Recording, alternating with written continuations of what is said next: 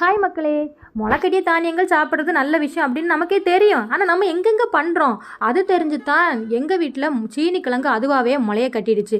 ஆனால் இதை என் ஹஸ்பண்ட் பார்த்தாங்கன்னா கண்டிப்பாக பேசி பேசி என் மண்டையில் முளை வந்துடும். அதனால அவங்க ஆஃபீஸ்லேருந்து வர்றதுக்கு முன்னாடியே இந்த சீனி கிழங்கு ஏதாவது ஒரு டிஷ்ஷில் ஒழிச்சு வச்சிடணும் அப்படின்ட்டு நான் பண்ண டிஷ் தாங்க சீனி கிழங்கு கட்லெட்டு. அதுக்கு சீனி கிழங்கு நல்லா ஸ்லைஸ் பண்ணிவிட்டு இட்லி பாத்திரத்தை வச்சு வேக வச்சுட்டேன். எங்கள் வீட்டு இட்லி பாத்திரம் இப்போ தான் டான்ஸ் கிளாஸ் போயிட்டு வந்துச்சு.